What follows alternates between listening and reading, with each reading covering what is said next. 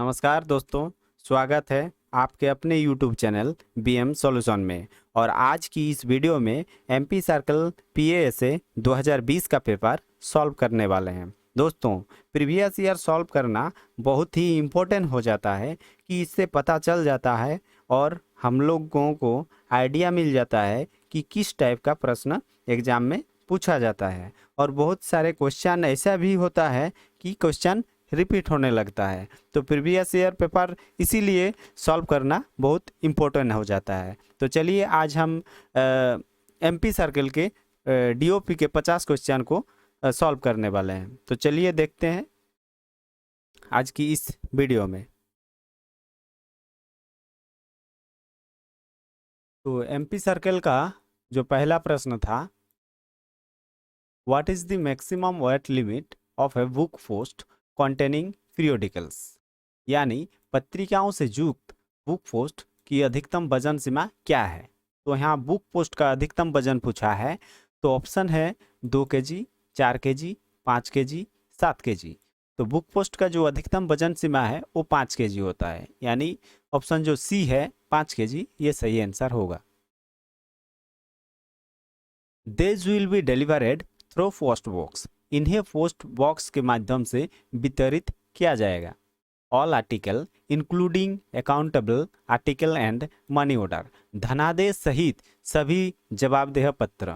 दोस्तों, ये तो पोस्ट बॉक्स के तहत वितरित नहीं होता है, यानी ये जो ऑप्शन है ये गलत लग रहा है। Option B, only fully paid or registered article of the letter mail. B option में बोल रहा है केवल पूरा अग्रिम भुगतान की हुई पत्र डाक की अपंजीकृत वस्तुएं। जी, ये जो बी ऑप्शन है ये सही लग रहा है। तीसरा ऑप्शन पढ़ लेते हैं, fully paid or registered article of letter mail and parcel. तो पार्सल तो दोस्तों लेटर बॉक्स के माध्यम से वितरित नहीं होता है, तो इसका जो सही आंसर हो जाएगा ऑप्शन बी इसका सही आंसर हो जाएगा।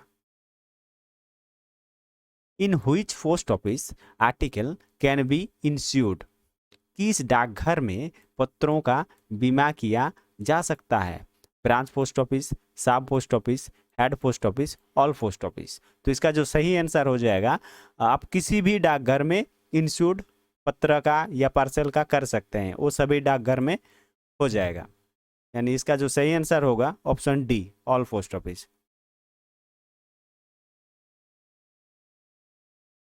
अगला प्रश्न है,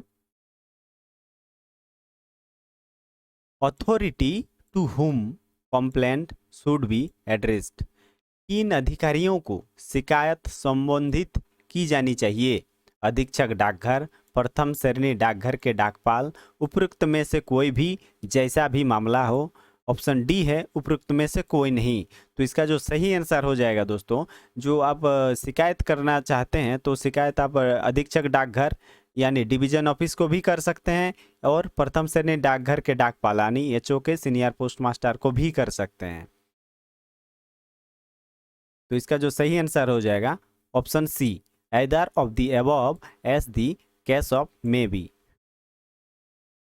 अगला प्रश्न है, headquarter of Kerala circle is situated at, Kerala circle का मुख्यालय देश में स्थित है। चेन्नई, तिरुवनंतपुरम, बेंगलोर, पटना। तो जो केरल सर्कल का मुख्यालय है वो तिरुवनंतपुरम है, तो इसका सही आंसर ऑप्शन बी हो जाएगा।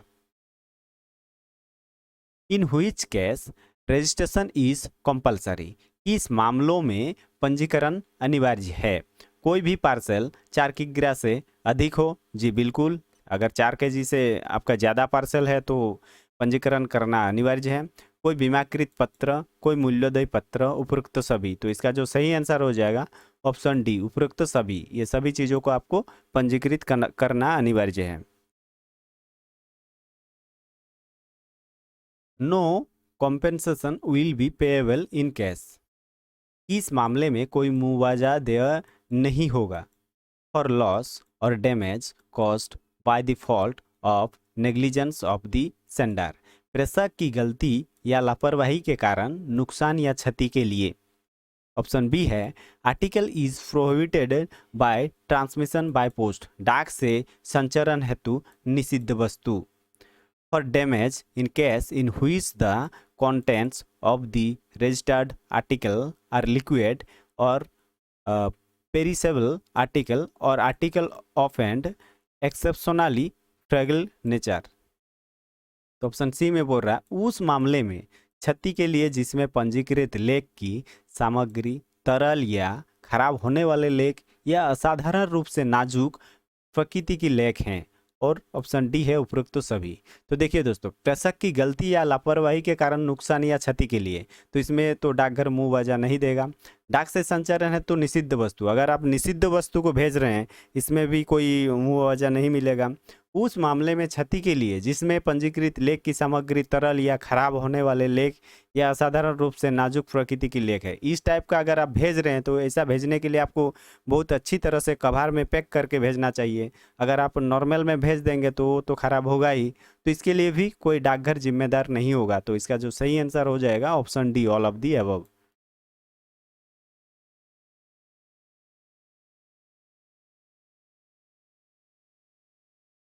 अगला प्रश्न है money order neither paid to payee nor remitter is called S.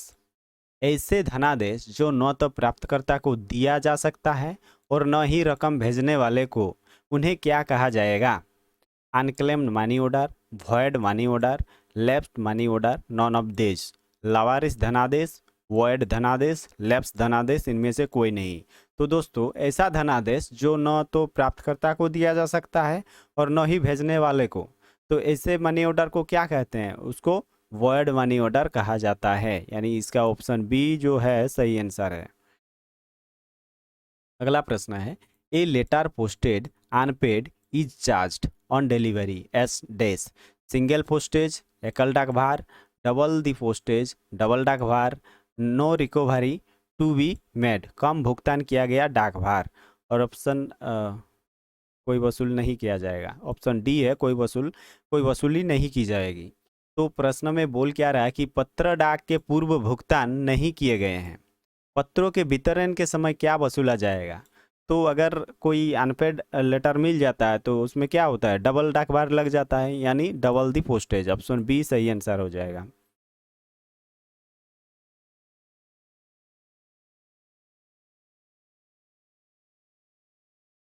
अगला प्रश्न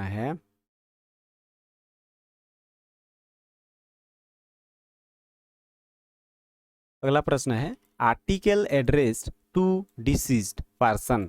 मृत व्यक्ति को संबंधित लेख deliver such article to any near relative of the deceased who may have applied for them in case unissued article. बीमा रहित पत्रों को मृतक के किसी भी नज़दीकी रिश्तेदार को वितरित करें जिन्होंने आवेदन किया हो। जी बिल्कुल, ऐसा अगर इसके लिए अगर आवेदन वो पहले से ही दिया हुआ है तो दिया जा सकता है। ऑप्शन बी है deliver such article to any near relative of the deceased who may have applied for them in case do not appear to contain any valuable property. ऐसे पत्र जिनमें कोई मूल्यवान वस्तु नहीं हो, उन पत्रों को मृतक के किसी भी नज़दीकी रिश्तेदार को वितरित करें जिन्होंने आवेदन किया हो। जी, अगर आवेदन करके रखा है तो उसको वितरित किया जा सकता है। ऑप्शन सी है deliver such article to any near relative of the disease who may have applied for them in case counter Clement और लाइकलीहुड ऑफ डिस्प्यूट। विरोधी दावाकर्ता अथवा विवाद की संभावना के मामले में किसी भी नज़दीकी रिश्तेदार को वितरित करें जिन्होंने आवेदन किया हो।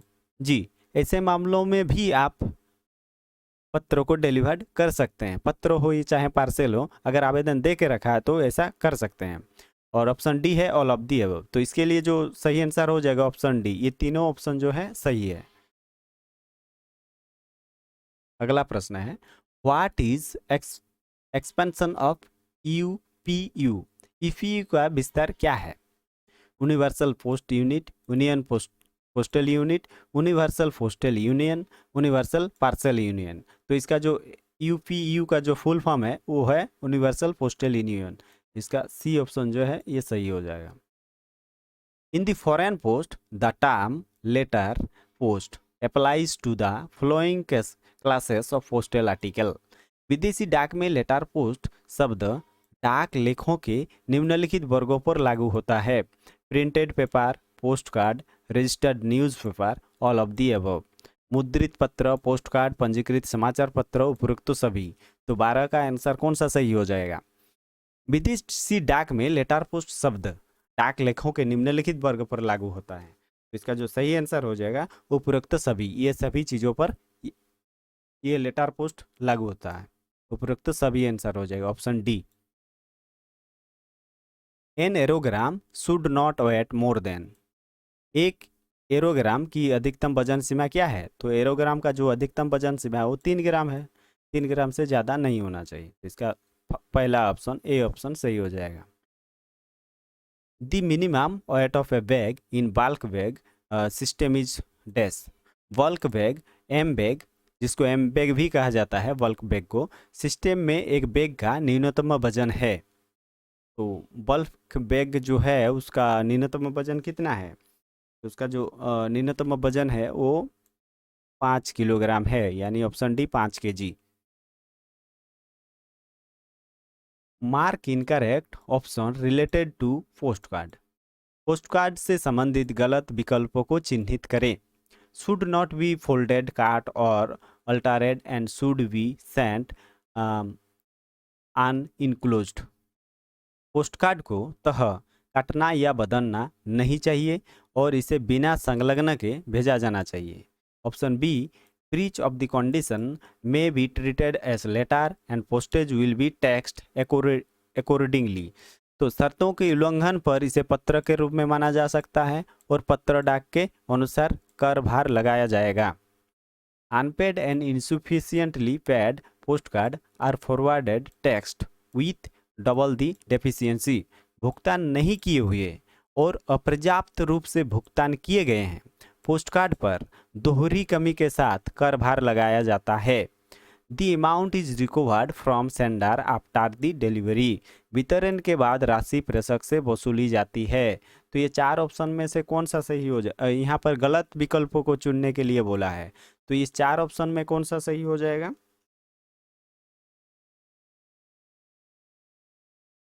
15th नंबर क्वेश्चन है। 4 नंबर में कौन सा सही हो जाएगा दोस्तों? 15th नंबर का आपका सही हो जाएगा। देखिए लास्ट वाला जो ऑप्शन है ये गलत है। वितरण के बाद राशि प्रेषक से वसूली जाती है। वितरण के बाद तो प्रेषक कभी पैसा देगा ही नहीं। वितरण के समय अगर ले सकता है तो ले सकता है, नहीं तो बाद में तो इनकार भी कर सकता है। तो बाकी जो ऊपर का 3 ऑप्शन है ये सही है, लेकिन ये चौथा ऑप्शन जो है डी, ये गलत है। The fee for a blind literature packet to be airlifted to a foreign country is। अंध साहित्य पैकेट को विदेशों में वायुमार्ग से भेजने पर लगने वाला शुल्क पत्र डाक पर लागू रूप एयर अधिभार, मुद्रित कागज पर लागू एयर अधिभार, निःशुल्क उपरोक्त में से कोई नहीं। तो जो ब्लाइंड लिटरेचर पैकेट होता है दोस्तों वो तो फ्री में भेजा जाता है, लेकिन इसमें एयर सरचार्ज लगता है। अगर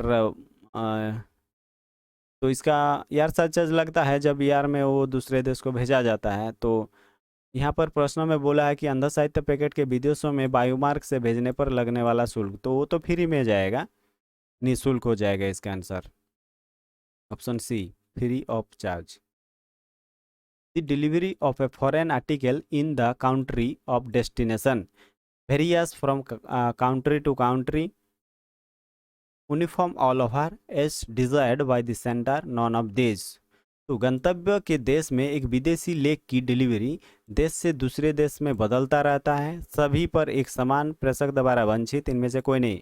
तो दोस्तों देखिए हर एक देश का कुछ अलग कंडीशन रहता है पत्र डिलीवर का। चाहे भारत में कुछ दूसरा टाइप का नियम कानून है तो ऑस्ट्रेलिया में कुछ अलग होगा, कनाडा में कुछ अलग होगा, तो ये बदलता रहता है। इसका जो पहला ऑप्शन है देश से दूसरे देश में बदलता रहता है, various from country to country, ये अलग अलग होता है दोस्तों। इसका जो सही आंसर ऑप्शन ए हो जाएगा। In connection with foreign post the term LC means. Foreign post के संबंध में एलसी शब्द का अर्थ देश से है। तो फॉरेन पोस्ट के संबंध में पूछा है, जो एलसी है, एलसी का फुल फॉर्म क्या है? तो letter card, letter category, letter and cards, none of this. पत्र कार्ड, पत्र श्रेणी, पत्रों कार्ड। तो दोस्तों फॉरेन पोस्ट से संबंधित है एलसी का फुल फॉर्म, तो ये सी ऑप्शन सही होगा, लेटर्स एंड कार्ड्स। अगला प्रश्न है, what is maximum weight limit of A packet of literature for the blind mean for a foreign country. विदेश भेजे जाने वाले अंध साहित्य की के एक पैकेट की अधिकतम वजन सीमा क्या है? ब्लाइंड लिटरेचर पैकेट का अधिकतम वजन इसमें पूछा गया है। तो इसका सही आंसर कितना होगा? वो चाहे देश में हो और चाहे विदेश में हो, उसका जो वजन सीमा है वो 7 kg ही है। ऑप्शन सी इसका सही हो जाएगा। इंडिया ज्वाइंट दी एओपीयू अफू इन द ईयर। भारत किस वर्ष में अफू में शामिल हुआ? 1970, 1973, 1978, 1975। तो भारत अफू में शामिल कब हुआ था दोस्तों? 1973 में हुआ था, 1973 में। इसका बी ऑप्शन सही हो जाएगा। The full form of NI is national internet network integrator, network implementation national integrator. तो एनआई का फुल फॉर्म है नेटवर्क इंटीग्रेटर। ऑप्शन बी इसका सही हो जाएगा। अगला प्रश्न है, the segment of IT modernization project 2012 which prepared the workforce for the complete change in department working after implementation of IT project is named as. IT आधुनिकीकरण परियोजना 2012 का वह खंड जिसने आईटी परियोजनाओं के कार्यान्वयन के बाद विभागों के काम में पूर्ण परिवर्तन के लिए कार्यबल तैयार किया है। Change management, financial service integrator, core system integrator, data centre facility. तो 22वां का कौन सा सही हो जाएगा? वो चेंज मैनेजमेंट हो जाएगा। 22वां का पहला ऑप्शन जो है ये सही हो जाएगा।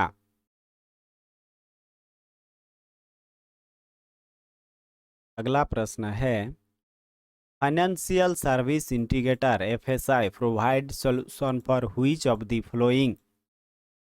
वित्तीय सेवा इंटीग्रेटर एफएसआई निम्नलिखित में से किसके लिए समाधान प्रदान करता है? Core banking, core insurance, both A and B, none of the above. तो जो फाइनेंशियल सर्विस इंटीग्रेटर एफएसआई है, ये सॉल्यूशन जो प्रोवाइड करता है किन को करता है? कोर बैंकिंग को, कोर इंश्योरेंस को, both A and B, none of the above. तो किसको ये सॉल्यूशन प्रोवाइड करता है? 23 का। तो ये वो दोनों को सॉल्यूशन प्रोवाइड करता है, कोर बैंकिंग को भी और कोर इंश्योरेंस को भी। तो इसीलिए इसका जो सही आंसर ऑप्शन सी हो जाएगा। Core system integrator CSI provide solution for. Core system integrator CSI इसके लिए समाधान प्रदान करता है।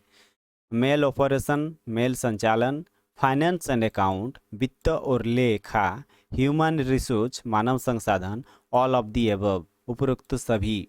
तो जो सीएसआई है ये मेल ऑपरेशन को भी सॉल्यूशन प्रदान करता है, फाइनेंस एंड अकाउंट्स को भी करता है और ह्यूमन रिसोर्स को भी करता है। तो इसका सही आंसर हो जाएगा option D, all of the above. The full form of DPMS is. DPMS का पूर्ण रूप है delivery and postman management system, delivered postal mail scheme, delay in postal mail system, data of postal mail system. तो DPMS का जो full form है दोस्तों वो delivery and postman management system. पहला ऑप्शन सही हो जाएगा। What is are the objective of IT modernization project. IT आधुनिकीकरण परियोजना के उद्देश्य क्या है? empower rural, increase market share and revenue, offer new product and service, all of the above। तो 26 का कौन सा सही आंसर हो जाएगा दोस्तों? इसका सही आंसर हो जाएगा, ये देखिए, सशक्त ग्रामीण, मार्केट शेयर और राजस्व बढ़ाएं, नए उत्पाद और सेवाएं प्रदान करता है। जी बिल्कुल, ये तीनों काम करता है। तो इसका सही आंसर हो जाएगा उपरोक्त सभी, all of the above. Who is the vendor of data centre facility. Data centre सुविधा का प्रदाता कौन है? सिफी, रिलायंस, इन्फोसिस, टीसीएस। तो डाटा सेंटर कौन प्रोवाइड करता है? ये रिलायंस प्रोवाइड करता है, यानी इसका बी ऑप्शन जो है सही आंसर हो जाएगा, Reliance. Under which network post office have been networked, किस नेटवर्क के तहत डाकघर में नेटवर्क किया गया है? Local area network, wide area network, wireless area network, virtual private network. तो जो नेटवर्क से डाकघरों को जुड़ा गया है वो है wide area network. Option B इसका सही आंसर हो जाएगा। Which one is incorrect? इसमें आपको इनकरेक्ट को पता करना है, कौन सा विस्तृत रूप गलत है? CAPT kept the Center for Excellence in Postal Technology GB, ये जो ऑप्शन ए है दोस्तों ये बिल्कुल सही लग रहा है। केप्ट डाक प्रौद्योगिकी में उत्कृष्टता के लिए केंद्र, जी बिल्कुल सही है। यूपीएस यूनिटारफुटेड पावर स्टेशन, यूपीएस निर्वात पावर स्टेशन। ऑप्शन सी है दर्पण digital advancement of rural post office for a new India, ये भी ऑप्शन सही लग रहा है। तो देखिए दोस्तों ये जो ऑप्शन बी है यूपीएस, ये एस का लास्ट में सप्लाई होता है लेकिन यहाँ पर स्टेशन लिखा गया है, तो ये ऑप्शन जो है इस प्रश्न के लिए सही हो जाएगा क्योंकि हम लोग को यहाँ पर गलत चूज करने के लिए बोला गया था। तो 29 का हो जाएगा option B. A solve in core banking solution CBS refers to, core banking solution CBS में एक सॉल्व निम्नलिखित है। Systematic outlet, sub office outlet, sub office layout, service outlet, service layout. व्यवस्थित आउटलेट, उप कार्यालय लेआउट, सेवा आउटलेट, सेवा संगठन लेआउट। इसका जो सही आंसर हो जाएगा दोस्तों 13 नंबर 30वां जो प्रश्न है इसका सही आंसर हो जाएगा सर्विस आउटलेट, यानी ऑप्शन सी जो है इसका सही आंसर हो जाएगा।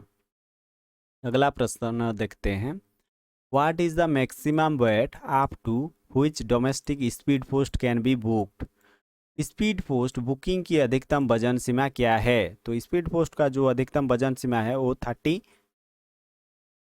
किलोग्राम है। तो इसका पहला ऑप्शन सही हो जाएगा 35 kg।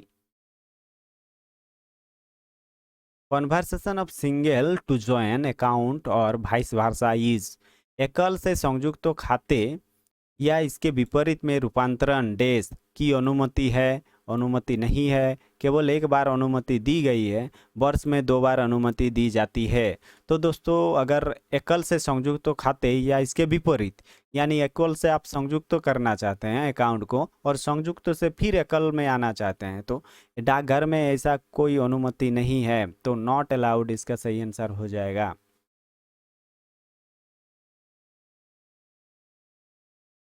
National saving time deposit account TD can be opened with minimum of RS days and in multiply of RS days। राष्ट्रीय बचत समय जमा खाता TD न्यूनतम राशि डैश के साथ खोला जा सकता है और उसके बाद रू के गुणांक में। तो इस प्रश्न में पूछा है कि TD जो अकाउंट है वो कितने रुपए में खोल सकते हैं और कितने के गुणांक में उसमें जमा किया जाता है।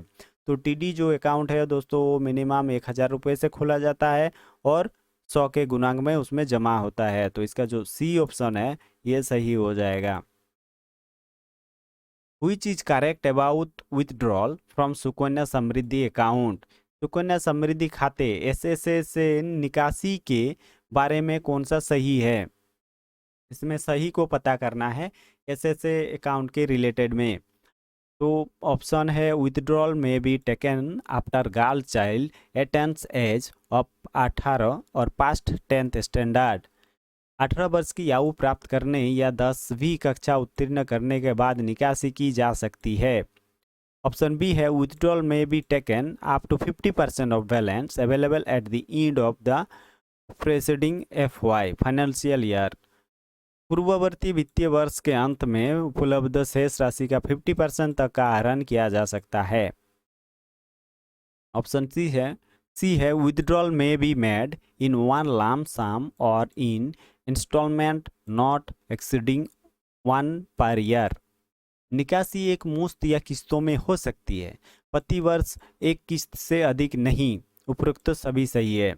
All of above are correct. तो दोस्तों इस टाइप का अगर लंबा सा क्वेश्चन है तो इस जो ऑप्शन रहता है इसमें उसको ध्यानपूर्वक पढ़ लेना है, तभी जाके आप इस टाइप का प्रश्न कर पाइएगा।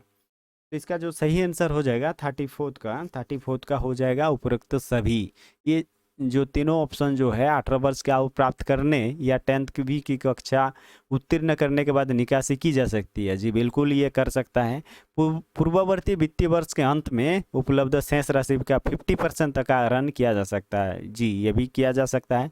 निकासी एक मुश्त या किस्तों में हो सकती है। जी ये भी हो सकता है। तो इसके लिए जो सही आंसर होगा ऑप्शन डी, उपरोक्त सभी सही है, all above are correct. Amount invested in Kisan Vikas Patra KVP double in dash month. Kisan Vikas Patra KVP में निवेश की गई राशि दोगुनी हो जाती है डैश महीनों में। तो उसका कितना महीना लगता है? 124 महीना लगता है, यानी 10 साल और 4 महीना। IFS स्टैंड फॉर, IFS का विस्तार है international financial system, international finance service, international fund service, non of the above. तो इसका जो सही आंसर हो जाएगा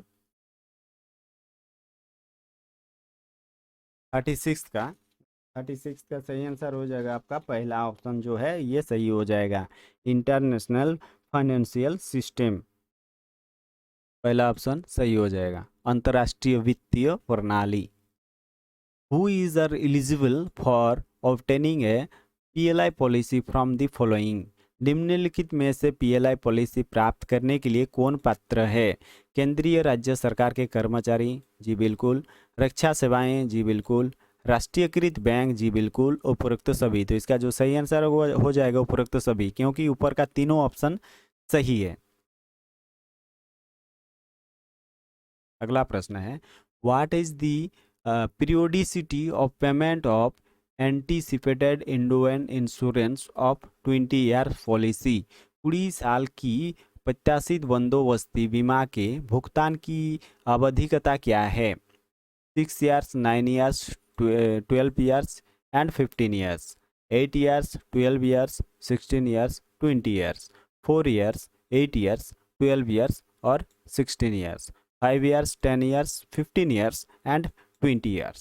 तो इसका सही आंसर कौन सा हो जाएगा दोस्तों? या इसका जो एई जो पॉलिसी है और 20 वर्ष के लिए जो पॉलिसी है उसके लिए आप 8 साल, 12 साल, 16 और 20 ईयर्स का इसका जो है सही आंसर हो जाएगा।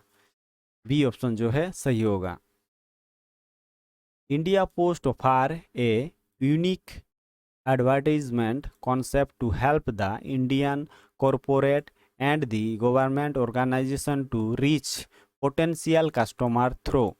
इंडिया पोस्ट संभावित ग्राहकों तक पहुंचने के लिए भारतीय कॉरपोरेट और सरकारी संगठनों की मदद करने के लिए एक अद्वितीय विज्ञापन अवधारणा प्रदान करता है।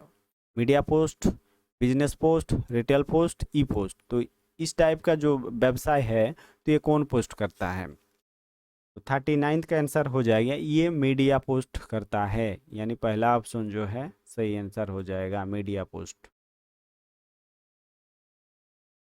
What is the brand name for personalised seat of postage stamp of India post? Bharat डाक के डाक टिकटों की व्यक्तिगत सीट का ब्रांड नाम क्या है? ये तो माई स्टाम्प है दोस्तों। बी ऑप्शन जो है माई स्टाम्प सही हो जाएगा। Cash bag should be sealed by dash. Cash bag को डैश के द्वारा सील किया जाना चाहिए, बीमित सील, कैश सील और ब्लैक सीलिंग मोम के साथ नगद मुहर, उपरोक्त में से कोई भी। इसका जो सही आंसर हो जाएगा 41 का कौन सा सही आंसर हो जाएगा? 41 का सही आंसर हो जाएगा, उस बैग को नगद मुहर से सील किया जाना चाहिए, यानी option C, cash seal. In which form attendance register will be maintain? किस फॉर्म में उपस्थिति रजिस्टर का रख रखाव किया जाएगा? तो ये होता है दोस्तों S37। सी जो ऑप्शन है सही हो जाएगा। NSC और KVP को पासबुक प्रारूप आकार में जारी किया जाता है डैश से। NSC and KVP is issued in the shape of passbook format WEF dash। तो NSC और KVP को पासबुक के प्रारूप आकार में जो जारी किया जाता है वो 1/7/2016 से जारी किया जाता है। इसका बी ऑप्शन जो है सही आंसर हो जाएगा। SB ऑर्डर 13/2019 के अनुसार वरिष्ठ नागरिक बचत योजना 2019 खाता कौन खोल सकता है? 60 वर्ष से अधिक आयु के व्यक्ति, 55 वर्ष के ऊपर के सेवानिवृत्त नागरिक कर्मचारी, 50 वर्ष से ऊपर के सेवानिवृत्त रक्षा कर्मचारी।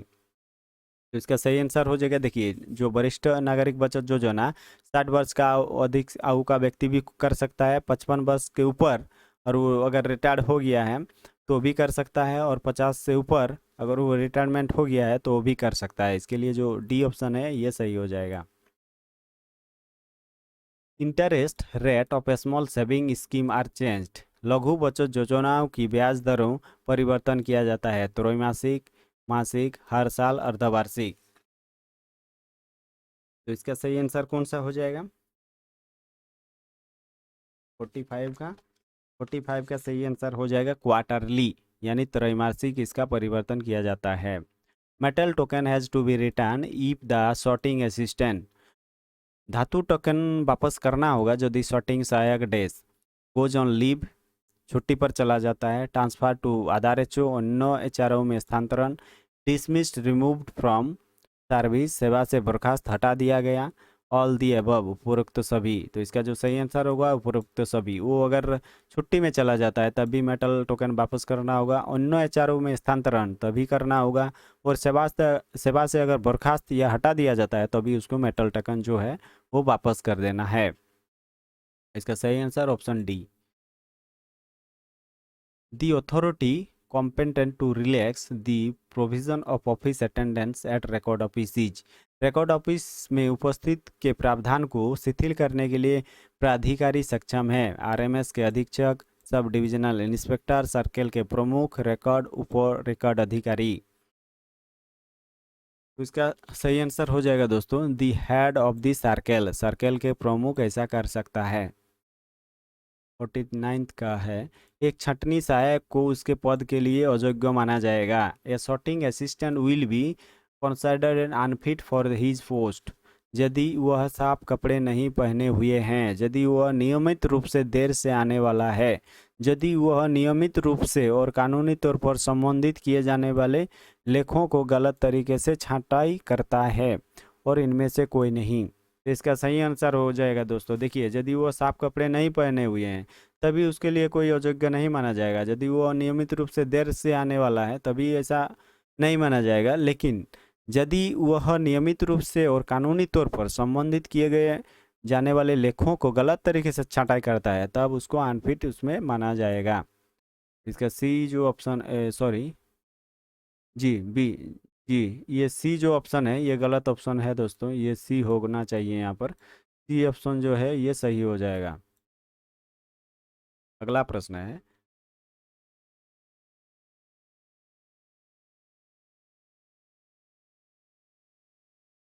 an article should be returned to the office of posting for return to the sender and refund of the postage stamp as affixed।